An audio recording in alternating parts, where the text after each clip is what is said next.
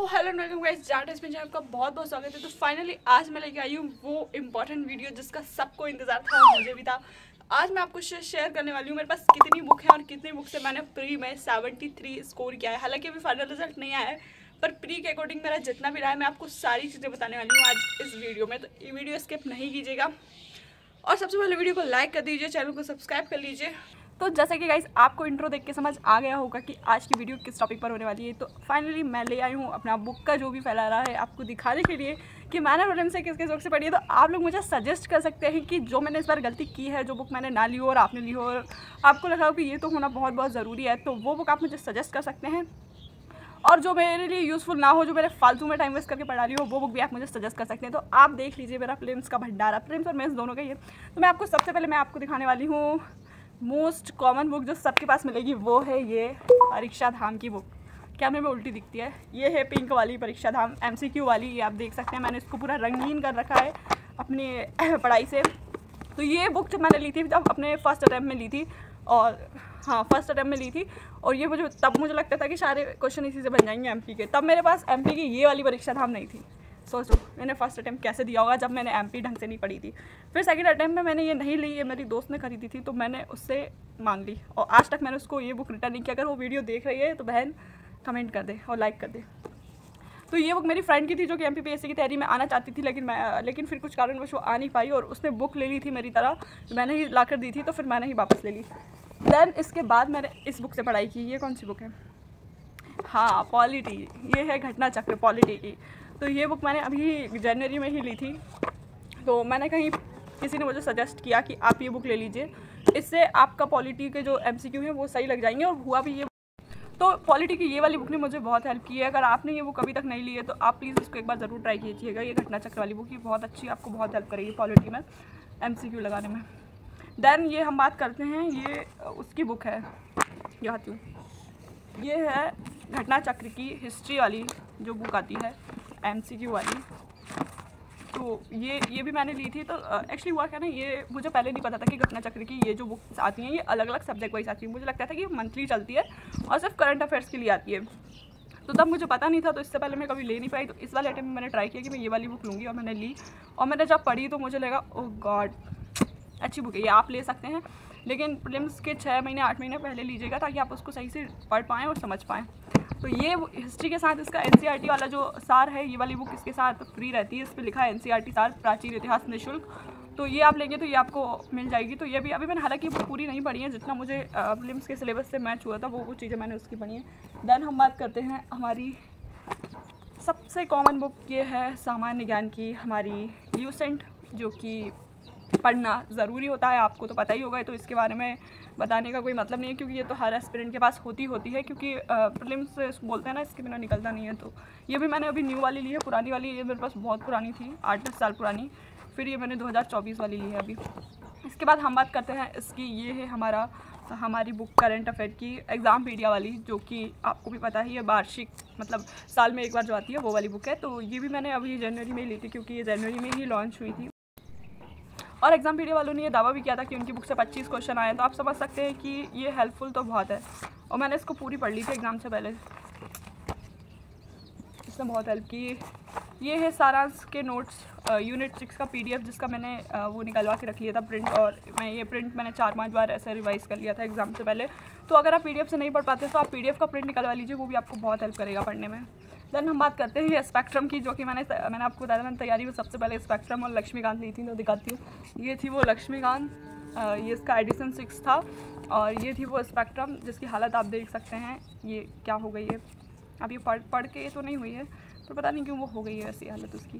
तो ये लक्ष्मीकांत मैंने पढ़ी नहीं है बिल्कुल। अगर मैंने पढ़ ली होती तो शायद मेरा पॉलिटी थोड़ी अच्छी होती, अगर पढ़ी होती तो। अब आप समझ सकते हैं नहीं पढ़ी है तो मेरी पॉलिटी कैसी होगी। पर बुक अच्छी है, अगर आप UPSC की तरफ जाना चाहते हैं तो लक्ष्मीकांत लें, वरना MPPSC में इसका इतना खास कोई रोल नहीं है।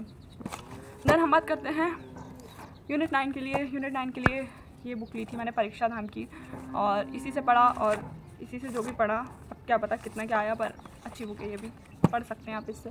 और ये देखिए मैं अपनी करतूत दिखाती हूँ ये बुक मैंने क्यों ली थी मुझे बताइए। ये है रमेश सिंह की जो इकोनॉमिक्स की बुक आती है, वो भारतीय अर्थव्यवस्था वाली। तो शायद मेरा प्लान कभी जीवन में बना होगा UPSC करने का, तब मैंने पता नहीं क्यों ये बुक ली थी।